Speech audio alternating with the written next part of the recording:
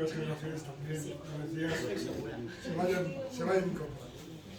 Vamos a darle ahora la palabra a Jesús Manuel, que ha venido desde Extremadura, para que él nos cuente también su vivencia y su experiencia.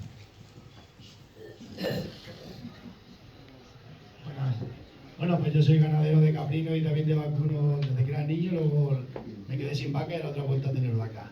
Os quiero decir que lo que no se ve no existe. Y antiguamente por mi pueblo subían las vacas de Castilla, que se llamaban, porque en mi zona se subían a Castilla. Y los niños las veíamos, pero cuando hace muchos años dejaron de existir ya nadie se acuerda de eso.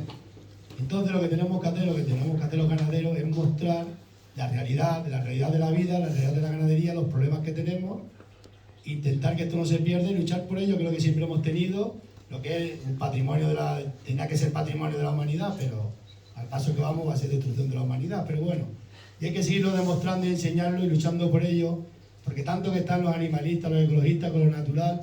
Si os dais cuenta, en África, que es lo más parecido a cuando se creó el mundo, los animales ellos solos hacen la transhumancia sin ser guiados por nadie.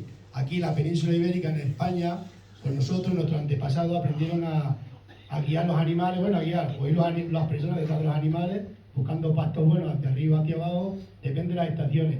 Y eso hay que demostrar tanto que hay que con lo natural, y que si la ganadería contamina, que si tal. Ahí tenéis un espejo para verlo, que lo ha hecho naturalmente durante cientos de años y tenemos que demostrarlo y enseñarlo, porque si no, dentro de unos años, los que hagan las leyes nuevas, nunca sabrán lo que es eso, porque ellos están estudiando y leen ahí de no sé qué era esto ya pasó. Hay que enseñarlo el día a día que existe, para cuando hagan leyes, que esas leyes funcionen y se amolden a la realidad de la vida. Eso pienso yo, claro. Así que... Claro, pero hay que... Eso sí, verdad, pensamos todo y yo no sé cómo hemos llegado a estas situaciones que estamos llegando, el abandono están abandonando el mundo rural, la ganadería, la transhumancia, porque los corderos ibereados, vosotros que lo hacéis, están abandonados totalmente. Yo tengo muchos amigos que la hacen con ovejas y con vacas y lo dice que ni agua, las carreteras avasallan los cordeles, no respetan mucho, y eso hay que volverlo otra vez a revivir y hacerlo, que sea otra vez como era, y es que es fundamental y necesario en este país.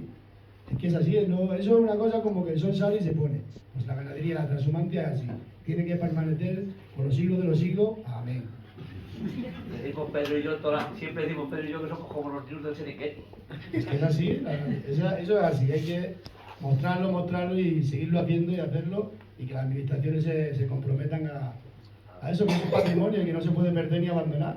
Porque siempre habrá ganaderos que lo hagan y siempre habrá gente que quiere hacerlo y siempre habrá parece que no, que estemos ahora tan decaídos, esto se va a levantar y se tiene que levantar. Pero siempre hay algún loco, digo. Eso también, claro, y gracias a esos locos se conserva. Claro, el primero que se montó para ir a América, que era un montón de locos, y mira que liaron. Claro, pues eso es así.